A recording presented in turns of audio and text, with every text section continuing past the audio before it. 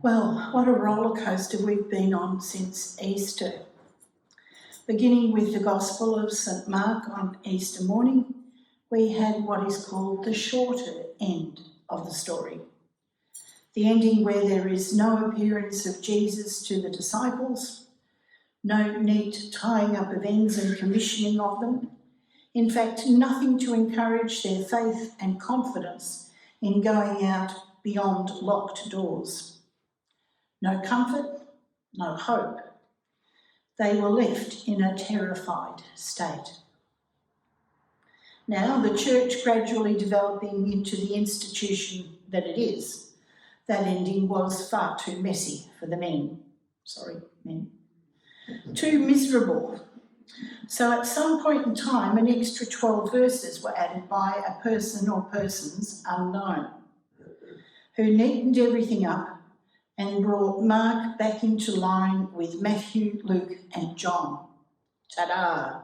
Jesus appears to Mary Magdalene, 2 more disciples, and then the disciples are commissioned and everything is sweet again. The next week, last week, one of the Sundays we call a low Sunday because it is after the high of a special feast day, we dipped into the Gospel of St John. Here we were reminded of the story which I will summarise as doubting Thomas. Only, of course, he wasn't doubting Jesus. He was doubting the disciples. Thomas wasn't with the disciples, hidden behind locked doors, because he was out and about getting on with his life, trying to figure out what next, given the impossible could not possibly have happened. Only it did.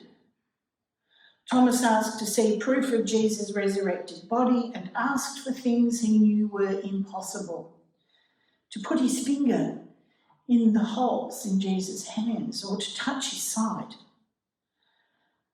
Only, of course, with God, nothing was impossible. This week, the Gospel is from Luke. Mark, then John, now Luke. All in the season of Mark. All quite different, yet held together by one thing. No one believed the news they heard about Jesus. Here in this story, we have Jesus appearing to his disciples, still startled and terrified as in Mark's Gospel, and thinking they were seeing a ghost. A few words are spoken, and then as if to prove he is really there and alive in bodily, fleshly form, Jesus asks for something to eat. A piece of broiled fish is given to him. Invalid food, they would have called it in cookery the Australian way, if you had that book. And he ate in their presence. Once more, they are told what Jesus had already said to them prior to his crucifixion. And the rest is for you to read on your own later. So let's stop here and start to do some unpacking of these words. First of all, why was it so important for the writers to record examples of the embodied Jesus following his resurrection? The holes in his hand and side, breaking bread with the 2 on the road, eating fish, for example, all very bodily examples of someone actually being there. Now, the reason was that it was really important for people to know this Jesus before them wasn't some ghost or angel swanning around, but the real deal. The real resurrected, alive again, Jesus Christ, their friend. Terrifying as it was, this was no apparition standing or sitting or walking with them. Secondly, what exactly are the words that Jesus is referring to in verse 44? We don't exactly know, nor is it easy, if at all possible, to find in the scriptures, which then would have been the Old Testament, where it speaks of Jesus having to suffer, be rejected, crucified, and rise from death on the third day. The Old Testament does speak of life grounded in God, who is eternal, and whose steadfast love endures forever, but does not give detail suggested previously.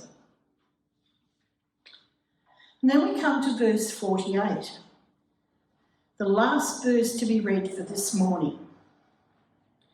And for our purposes, this probably sums everything up. You are witnesses of these things. How can that be? Most of the people I know have trouble sharing their faith with their children, let alone a stranger. So how can they be witnesses? And most of the people I know, if or when they have had an experience of the resurrected Jesus Christ, have been so like the disciples that they have been terrified or reluctant to be thought of as fools or, dare I say it, Pentecostals or charismatics, and so have largely remained silent or extremely careful of saying anything to anyone except the most trusted of their experience. Of course, our safety net, our escape hatch is that we weren't even there. So how can we be witnesses of anything? And don't we, as modern, intelligent people, like to have evidence, to have proof of something before we believe it? A spoiler alert from last week. If you remember, the message was very clearly that we don't have to see to believe any longer. And doubting does not mean that one is without faith. Doubt and faith are not mutually exclusive. In fact, doubting is probably necessary to having faith at all. And there is a good precedent set for us, as I mentioned right at the beginning of the sermon. The one thing all the gospel readings have in common from the last few weeks is that no one believed what happened. No one, including the disciples, the ones who would have been closest to Jesus from the beginning. And when the women tried to tell them news of the empty tomb, the men say the women are delirious, out of their minds, because everything in the natural order was upended with the news of Jesus' resurrection. But wait, there is more. Not only do the disciples doubt the women and the two on the road to Emmaus, but they doubt Jesus as well. And this is absolutely astounding if you come to think of it. While in their joy they were disbelieving and still wondering. After all the sightings of Jesus, when he came before them, they could still doubt and wonder, be joyous and disbelieving at the same time. Doubt is not the opposite of faith, as I said. Faith, by definition, is trust in spite of evidence. Faith is not knowledge. Faith is more tension-filled. Reverend David Lose writes, it is acting as if something is true, even when you have no proof that it is. So for us who have followed down through the centuries and did not see the risen Jesus, who did not have proof of his bodily resurrection, who are blessed even though we have not seen, we can still be people of faith and be people of doubt, all in the one go. I remember when I was about to be ordained, and at the time that my ordination took place, I don't know about you, Mark, did you have to swear allegiance to the Westminster Confession and some catechism or other and say that you believed everything in Wesley's 40-something sermons? Oh, probably. I got really stuck. I didn't think I was going to be able to do it because I didn't believe in it. And one of the theological hall lecturers said, just cross your fingers behind your back when you say that bit. I did. We can be people of faith and be people who doubt, all in the one go and not be any less for it. And when we talk of the faithful who gather, we are talking of those who might still have all kinds of questions and all kinds of answers about God, who still find hope and joy, and maybe those who don't have any questions or answers, but who have come hoping to find some joy and some hope in the midst of their life. And what a great place this is here for those who are seeking those things. To conclude this morning's sermon, I would like to summarise a quotation once again from David Lose, who I found very helpful in trying to understand this reading for today. So there were two more things for us to ponder.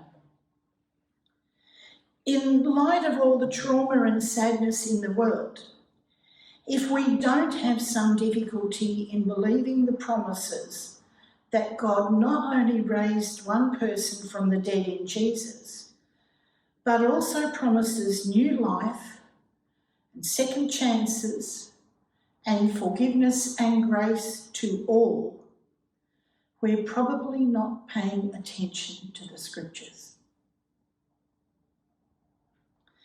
The second thing is, how might we live differently if we acted as if God's promises were true? So often the promises are so familiar to us that we don't even know what they are anymore. And we hold them so far back in our head that we don't actually even think about them. And so we end up living as if there are no promises of grace and mercy and love and forgiveness from God at all. But, and this is a really big but, if it's true that God raised Jesus from the dead, if it's true that God promises to renew the whole creation and grant us new life, if it's true that nothing we have done or have had done to us can separate us from the love of God, if it's true that God will not turn God's back on any of us, but always reaches out to us in grace and mercy and forgiveness, if any of this is true, then how might our lives change this week? How might this faith, not knowledge, but courageous, trusting faith that we have in spite of there perhaps being no true proof at all, how might that change how we look at our relationships, our politics, our resources, our future even? And while we perhaps struggle to take all of this in, let's remember that we are in very good company. The disciples struggled with this as well, and people down through the ages have also. The promise of resurrection, life and grace is so far beyond our natural order of things that it has always elicited doubt, and no doubt has changed lives as well.